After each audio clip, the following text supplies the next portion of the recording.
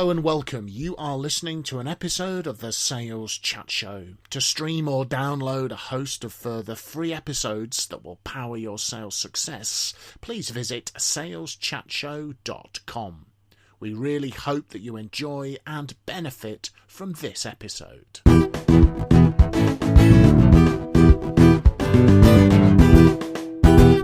So, hello folks, and welcome to another episode from the Sales Chat Show, saleschatshow.com, driving your sales forward. We're not in the Sales Chat Show studio today due to everybody having to isolate because of the COVID-19 situation. So we are all recording this remotely for you. So we're still wanting to maintain the episodes coming out, helping you and your sales teams during these challenging times. This episode is entitled, Is Winning the War on the Virus the Right Language for Better Sales? I'm going to hand over to Phil on this one. Phil, you're leading the charge on this episode. Give us your thoughts on this. Yes, I am indeed. There is a military feel to this, and whilst we're on the subject, get those shoulders back, Hazeldean. You're looking a complete mess. And as for the state of those boots, Jones, I've never seen anything like it. Oh my goodness, Graham. Once a military man, always a military man, hey? Indeed. But the serious point on this, and there is one, is that the four strategies that dominate the business world all have military origins, and they are defense, offense, alliance, and deterrence. So what I'd like to talk about today is what ideas we've got that would help our listener put a military hat on, nothing more than that. We're not asking them to sign up and grab hold of a rifle, but to put a military hat on in terms of the thinking. So let me just give you an example on each of those. So if you think about defense, that's all about hanging on to our existing customers. And I think now is the time to be there for our customers and to simply find out via a phone call or an email or Skype, Zoom or whatever, but to find out the pain that they are going through and how we can help them deal with that. It may not result in a sale, but it will result in adding value. On the offense side, that suggests that we're attacking something. So that's either attacking competitors or attacking available market share. And one of the guidelines that we've talked about many times before is that when you're looking for new business, go for the line of least resistance. And in today's world, there are some very buoyant organizations out there that are in themselves lines of least resistance. And through the virus, logistics companies are doing well, the retailers, the food manufacturers, the pharmaceuticals people, all doing extremely well. So maybe they should be on the target list. As far as alliance is concerned, when you think about our history, did we win the Battle of Waterloo? Well, no, we didn't. The French history books would tell you that we lost that, but we only won the battle when the alliance of other forces arrived on the scene. Did we win World War II? Not on our own. That was an alliance. So if you relate that to the business world, maybe now is the time to be strengthening our network and mobilizing our network, going to find some organizations that we can bolt on to our solutions that we haven't actually got ourselves. And nothing wrong either in having an alliance that provides comfort in these troubled times. And on the deterrence side, what can we do to deter our competitors from attacking our customers? Well, one of the tools we can use is PR, and to make sure that if we're putting out articles from time to time that mention the work that we're doing with customers by name, our competitors might think, well, there's no point attacking them then because these guys have got that bolted down for the next 2 or 3 years. So it's about using sort of PR with great effect to deter our competitors from attacking our customers. So those are just sort of a number of ideas to kick us off. But just to summarize, it's defense, offense, alliance, and deterrence. Do you think at the moment, Phil, based on conversations you're having with your network, that defense, looking after existing, seems to be the most sensible primary strategy at the moment, or should people be thinking elsewhere? I think it is the most sensible strategy regardless of the market conditions. The simple strategy of hanging on to what you've got before you step out into the cold marketplace to win new business. So it's always been relevant, but I think now it is particularly relevant. And of course, we've talked on previous episodes about making sure that we're not just meeting expectations, but we're exceeding them. And now again is the time to be asking the customer those questions. Where are we meeting your expectations? Where are we exceeding them? Where are we falling short? We need to make sure that we've got that exceeding expectations piece really bolted down. Otherwise, we leave an opportunity for a competitor. So I guess a contact strategy kind of thing at the moment is to just get in, as you say, just get in touch, get on the phone or however virtually you're doing it. How are you doing? How's things going? Are you okay? Not necessarily looking for a sale per se, but looking for a connection. I think in terms of the contact strategy, as we, again, have talked about before, it's a multi-level thing. There will be decision makers and decision influencers that sit at different levels. Some are directors, some are managers, some are technical people, some might be in production, some might be in finance, and so it goes on. So I think one of the things that an account manager or salesperson should be doing today is to look at those 3, 4, 5 contacts. And actually, this is the time to mobilize the sales director, the chief executive, other board members, and say, I need you to be making a phone call to these people. I need you to be sending an email. I need you to be on their desk, on their screen, in their face, just to know, let them know that we still care. Well, I think, and let, start making use of the fact that these people are potentially going to be more available now. Potentially, not always, but potentially your chance of getting in their diary is probably better than. That's a very good point. That is a very good point. And I know it's probably seems strange for some people to even contemplate the concept of talking about growth at the moment, but certainly, particularly when I'm working with say account managers, key account managers, how do you grow your territory? How do you grow your market? Well, one thing you have to do is to make sure you're not losing business in the first place. The analogy I'll often use is, you can't fill a bath if the plug's not in. So I think definitely doubling down on that defense strategy at the moment and being there to help your customers, which is what good selling always should be. But even, particularly now, how's things going? What issues are you facing, etc., so on and so forth. And then maybe an opportunity will present itself if we engage in those communications. Yeah, absolutely right. And I think another thing on the offense side we need to be looking at is competitors that are struggling.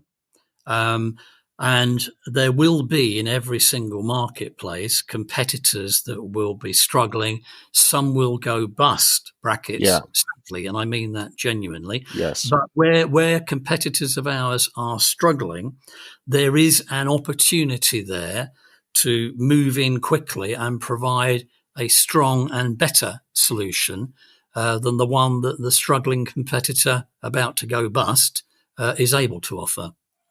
And I was sitting on a panel interview, a webinar a couple of weeks ago. And one of the other people on the panel was Anthony Steers, who's a good friend of the Sales Chat Show, also known as the Telephone Assassin. And in terms of and linking what Anthony said, and to give him due credit for this from an offense point of view, he said his recommended approach is like dropping off a pizza menu, not necessarily taking an order for a pizza. So it's letting you know about our services. Let me drop off the pizza menu. So if at some stage you feel like placing an order for said pizza, you can obviously apply the metaphor to your own business, folks. You're in a good place to do so. And people seem that is a very useful strategy. I think he does that elegantly and very, very effectively himself. Yeah. Mr. Jones, any thoughts? Yeah, thoughts from you, sir. Yeah, I'm sat here listening to what you've been saying, and I have a kind of psychological concern about things, because you've got all these salespeople tend to be people who have got lots of get up and go, and who are largely at the extroversion end of the personality scales, and their issue is that they're going to be stuck at home, incredibly frustrated about what they can do, and in a defensive role, they are going to be really worried about the future and want to get out and want to do things. And so actually they're going to struggle with many of the things that you're suggesting, because they're not in the right mental frame of mind. And indeed, they're probably going to be suffering from high levels of anxiety, tipping into depression, which means that all the kind of things that we would think would normally happen in the kind of the real world, as it were, they're unable to do because of those frustrations and those anxieties that they're inevitably going to be having. And I suspect that people at the extroversion end of the personality scales are probably the ones who are going to be having the most mental health issues as a result of lockdown at the moment.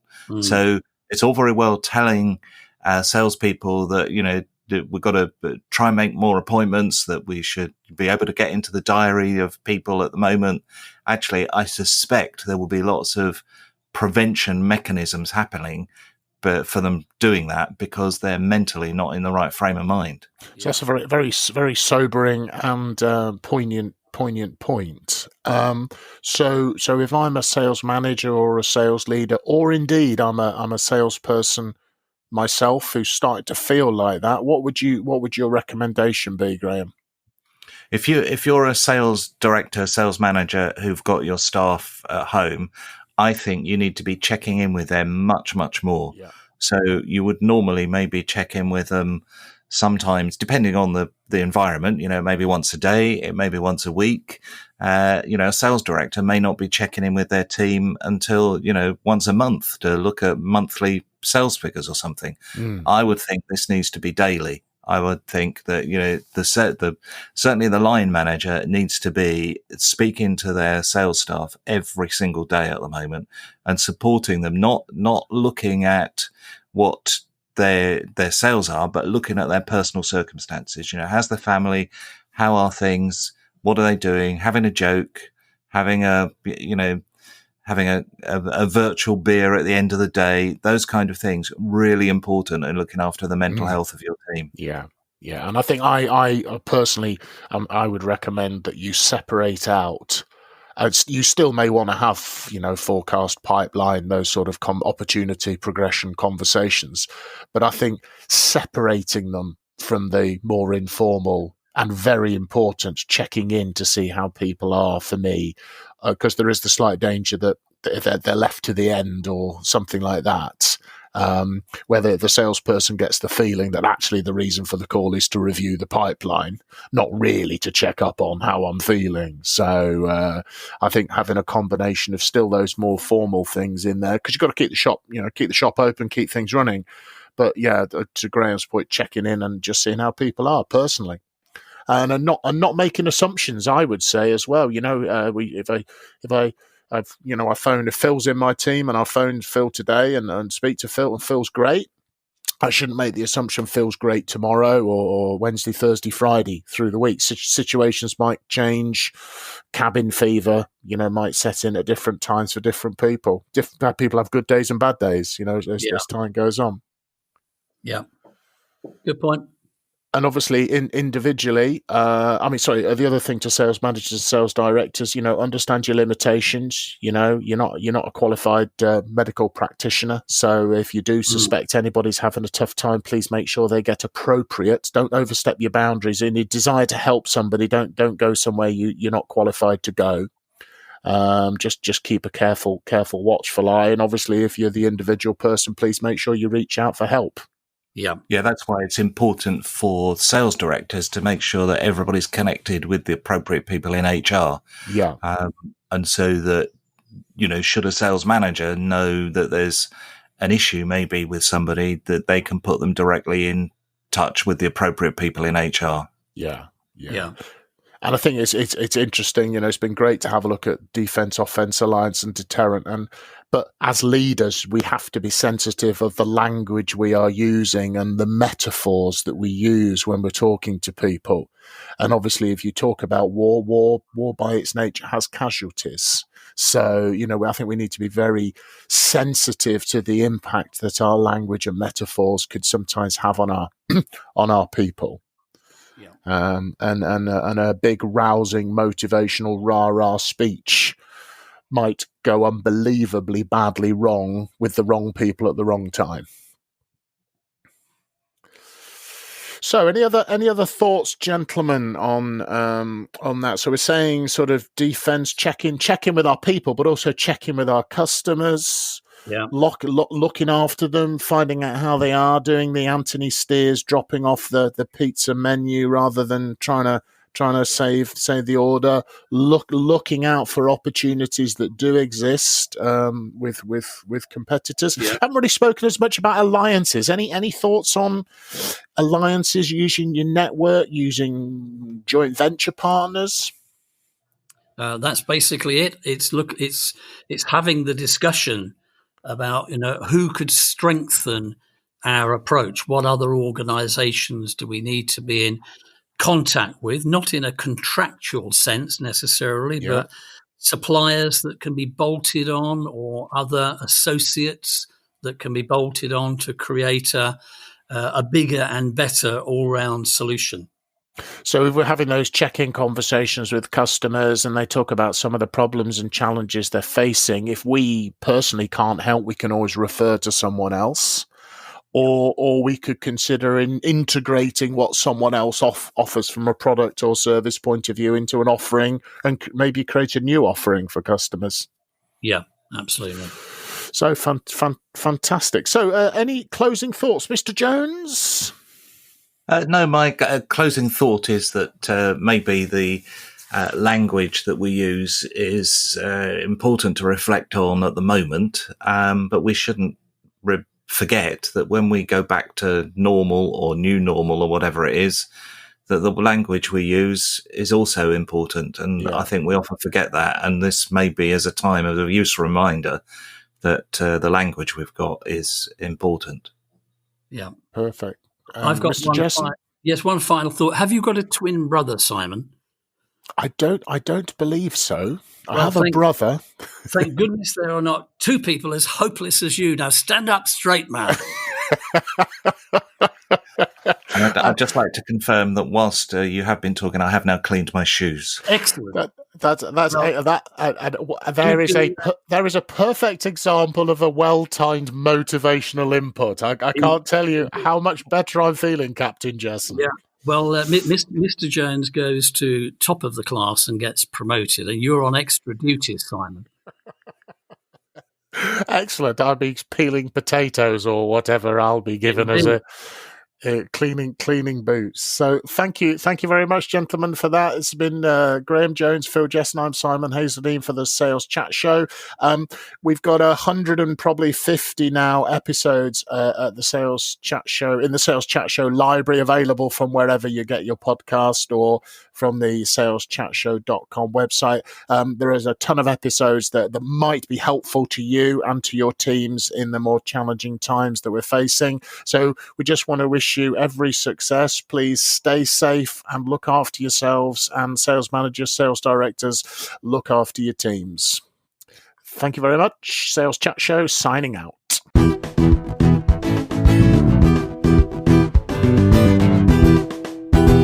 You have been listening to an episode of the Sales Chat Show. To stream or download a host of further free episodes that will power your sales success, please visit saleschatshow.com. Thank you very much for listening to this episode, and from everyone here at the Sales Chat Show, we'd like to wish you good luck and good selling.